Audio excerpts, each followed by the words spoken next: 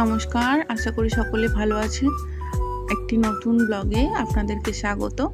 তো আমি মৌ আপনাদের সাথে শেয়ার করব একটি নতুন ব্লগ। তো প্রথমে আজকে ঘুম থেকে উঠেই চিয়া সিড ভিজানো ছিল, ওটা হাজব্যান্ড ভিজিয়ে দিয়ে যায়। তো কালকে একটু দুধ ছিল, সেটা হচ্ছে অ্যাড করে নিয়ে চিয়া সিডটা খাবো। চিয়া সিডটা কিন্তু ওজন কমাতে, হাই প্রেশার কমাতে অনেকটাই সাহায্য করে। তো যাই হোক, আমার ওজন কিন্তু অনেক বেশি হয়ে গেছে, তো আমি কিছুটা কমানোর চেষ্টা করছি। যদিও খাওয়া দাওয়া আমি কন্ট্রোল করতে খুব একটা পারি না, কারণ আমি প্রচুর খেতে ভালোবাসি। তো অল্প স্বল্প কিছুটা ওয়ার্কআউট করছি, আর এই চিয়া সিডটা একটুখানি ডায়েটে অ্যাড করার চেষ্টা করেছি, জাস্ট এটুকুই। তো আজকে হচ্ছে মনসা পুজো এবং বিশ্ব পরিবেশ দিবস। তো আজকে মনসা পুজোয় আমি জয়েন করেছিলাম। তো আমার শ্বশুরবাড়ি থেকে বাপের বাড়িটা কাছেই। মা ফোন করেছিল বিকেলে যে পাশের বাড়িতে যেহেতু পুজো হচ্ছে চলে আয়। তো যাই হোক, সে তো বিকেলে যাব। সকালে প্রথমে ব্রেকফাস্টটা দেখে নিই। তো শাশুড়ি মা রান্না করেন, গিয়ে দেখলাম ভাত হয়ে গেছে, রুটি হচ্ছে জলখাবারের, মিষ্টি ছিল। মিষ্টিটা আমার শ্বশুরমশাই খান রেগুলারই, রোজের। আমি মাঝে সাঝে খাই, আগে আরও খেতাম। এখন যেহেতু ওজন কমানোর চেষ্টা করছি, চিন্তা করেছি না কমাতে হবে, এইভাবে বাড়লে চলবে না। তো এখন একটু বন্ধ রেখেছি, 2-1 দিন খাই। তো ওই আলুর দমটা ছিল সকালে রুটির সাথে, আর পোস্ত বাটা, আর হচ্ছে হোপা ভাজা, আর হয়েছে ফুলকপি দিয়ে আলুর কষা কষা একটা তরকারি। এটা হচ্ছে দুপুরের। আজকে বৃহস্পতিবার হচ্ছে আমার শ্বশুরবাড়িটা নিরামিষ হয়। তো এটা হচ্ছে প্রসাদ। ওই যেহেতু মনসা পুজো ছিল, আমাদের বাড়িতে একটু পুজো দেওয়া হয় মোটামুটি সব পুজোগুলি ঘটে দিয়ে দেওয়া হয়। তো বাউন যেহেতু পুজো করতে আসে, তো এখান থেকে আমরা টুকটাক ফল খাবো, একটু সন্দেশ রেখে দিয়েছি, আর বাকি সন্দেশটা মেয়েকে খাওয়ালাম। মেয়ের কালকে ইঞ্জেকশন হয়েছিল, টিকা। তো আজকেও সেই যথারীতি হাঁটতে পারছে না, খুঁড়িয়ে খুঁড়িয়ে হাঁটছে, জ্বর রয়েছে। তো প্রচণ্ড টায়ার্ড লাগছিল, তো ওআরএস খেয়ে নিয়েছি একটা। ওআরএস খেলে কিন্তু অনেকটা এনার্জি পাওয়া যায়। তো যারা আমাদের চ্যানেলে নতুন আছো তাদেরকে অনেক ধন্যবাদ ভিডিও দেখার জন্য এবং আমাদের চ্যানেলে জয়েন করার জন্য। তো যাই হোক, যদি তোমাদের ব্লগগুলো ভালো লেগে থাকে অবশ্যই একটি লাইক করবে এবং চ্যানেলটিকে সাবস্ক্রাইব করতে ভুলবে না। আমি চেষ্টা করব যে তোমাদেরকে রোজ নতুন নতুন ব্লগ দেওয়ার, এবং আমার যেটুকু জ্ঞান রয়েছে এবং আমি যেগুলো শিখছি নতুনত্ব, সেগুলো তোমাদের সাথে, এবং আমার জীবনের টুকটাক অভিজ্ঞতাগুলো তোমাদের সাথে শেয়ার করার। এবং আমার শর্ট ভিডিওগুলো আমি মোটামুটি এন্টারটেনিং করারই চেষ্টা করি। তো দেখা যাক, তোমাদের ভালো লাগলে অবশ্যই একটি লাইক করো। তো যাই হোক, এরপর হচ্ছে আমরা টুকটাক কাজগুলো সংসারে গুছিয়ে নিয়ে বিকেলের জন্য প্রিপারেশন নেব। তো বিকেলবেলা ছাদে গিয়ে যথারীতি জামা কাপড়গুলো তুলে নিয়েছি, এবার রেডি হব, তারপর বেরোবো। এই ক্লিপিংটা ছিল আমার আগের দিনের, তো একটু রিলস বানাচ্ছিলাম। তো আমরা হচ্ছে হেঁটে হেঁটে গেছি, গিয়ে অনেকটা টায়ার্ড হয়ে গেছি। মা আমাদেরকে খানিকটা রাস্তা নিতে এসছে, তো এসে মেয়েটাকে কোলে নিয়ে নিয়েছে।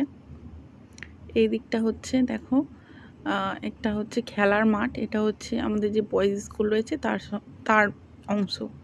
কিন্তু এটা আলাদাভাবে খোলা থাকে বিকেলবেলা, দিনের বেলাও খোলা থাকে রাত পর্যন্ত। এখানে ছেলেরা মোটামুটি ফুটবল, ক্রিকেট সব রকমের খেলাধুলা প্র্যাকটিস করতে পারে। তো আজ যেহেতু বিশ্ব পরিবেশ দিবস, সেহেতু তোমাদেরকে আমাদের এলাকার টুকটাক কয়েকটা জিনিস দেখিয়ে দিই। আর বন্ধুরা, তোমাদের মাধ্যমে একটা বার্তা দিতে চাই, যেহেতু আমার ব্লগটি লোকজন দেখবে, তো পরিবেশ দিবস হিসেবে বলবো সবাই বেশি বেশি করে গাছ লাগাও, আর অবশ্যই দূষণকে নিয়ন্ত্রণের চেষ্টা করো, তাহলে কিন্তু আমাদের পরিবেশ অনেক ভালো থাকবে। তো যাই হোক, মেয়েটাকে মা কোলে নিয়ে খানিকটা রাস্তায় যাচ্ছে। আমি বারণ করছি, মা যেহেতু পেশেন্ট হার্টের, তো মায়ের ভারী জিনিসপত্র তোলা ঠিক নয়, হাঁপিয়ে যাচ্ছে, তাও আমাকে দেবে না। খানিকটা পর আমি নিয়েছি।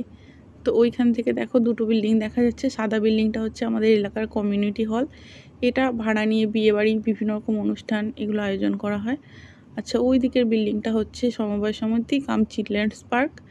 আর এই যে বিল্ডিংটা, এটা হচ্ছে পিছনের দিকটা হচ্ছে প্রাইমারি স্কুল। আর এই যে টিনের চালটা, এটা হচ্ছে মিড ডে মিলের হল। আর সামনের বিল্ডিংটা হচ্ছে আমাদের বয়েজ স্কুল। স্কুলটা অনেক বড়, তোমাদেরকে পরে কখনো দেখাবো। আর মাঠটা তোমরা দেখছো কত বড়, তো বিরাট বড়। এখানে মানে স্কুটি, বাইক, সাইকেল চালানো বাচ্চারা শিখতে আসে। এই ঘরটা হচ্ছে, এটা হচ্ছে মেজ কাকির ঘর, হচ্ছে একটু সরকারি টাকায়। তো কাকির ঘরটা মাটির ছিল, এটা ইটের হচ্ছে। আমার খুব আনন্দ হচ্ছে, তো তোমাদের সাথে ওই জন্য শেয়ার করলাম। কাকি নেই মনে হয় বাড়িতে। কাকি আমাকে ছোটোবেলায় খুব ভালোবাসতো। তো যাই হোক, একাই থাকে, এক কামরা ঘর তার হয়ে যাবে মোটামুটি। মেয়েদের তো তার বিয়ে হয়ে গেছে। আর এইটা ছোটো কাকির হচ্ছে মনসা পুজো হয়। তো মা ওই জন্যে আমাকে ডেকেছিল। আমি যখন আইবুড়ো ছিলাম তখন তো খুবই আনন্দ হতো, পুরো পুজোটা দাঁড়িয়ে দেখতাম। আমি যেতে যেতে অলরেডি পুজো হয়ে গেছে। তো বামুন ঠাকুর আর কি একদম শেষ কাজটুকু করছে, ওই দড়ি টড়ি বাঁধা বেঁধে কালকে যাবে, পরের দিন ওই দড়িগুলো খোলা হবে। 3 দিন না 7 দিন পর সামথিং, তারপর জলে দিয়ে দেওয়া হয়। আর এই যে কাকি আমাকে ডাকছে, মাকে প্রসাদ দিয়েছে অনেকটা, আর আরেকটাও কাকিমাও মাকে অনেকটা প্রসাদ দিয়েছে। কাকি আমাকে আবার আলাদা করে প্রসাদ দিয়েছে এই প্লেটটাতে। তো আমাকে আর আমার মেয়েকে দেখতে পেয়ে, মেয়েটাকে খুবই ভালোবাসে। তো আমরা প্রসাদটা বাড়ি নিয়ে এসে আমি বলছি যে এখানে দাঁড়িয়ে আর খাবো না, আমি বাড়ি নিয়ে যাই, প্লেটটা তোমায় পরে ফেরত দিয়ে যাচ্ছি আর কি। তো সব রকম কুচনো ফল ছিল। আমি ফল খেতে খুবই পছন্দ করি। অনেক দিন পর আবার নারকোল খেলাম, অনেকটা নারকোল ছিল। মানে সবগুলোর থেকে আমার ইন্টারেস্ট ছিল বেশি নারকোল আর লিচু খাওয়ার দিকে। জাম আমি গতকালকেই খেয়েছিলাম।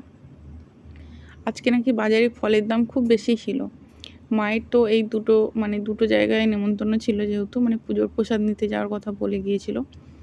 তো মা 2 জায়গাতেই আর কি কিছুটা করে ফল কিনে পুজোর জন্য দিয়েছে, ফল আর প্রণামী। তো ওই জন্যই শুনলাম আজকে ফলের নাকি খুব দাম বেশি ছিল।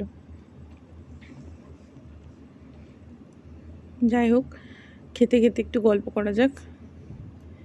বাপের বাড়ি গেলে মোটামুটি একটু রিল্যাক্স হয়ে যায়, তো ওই জন্য একটু শান্তিতে বসে খেতে পারি, কারণ মেয়েকে মায়েদের দেখে, আর মা হাতের গোড়ায় খাবার দাবার সব দিয়ে দিয়ে চলে যায়।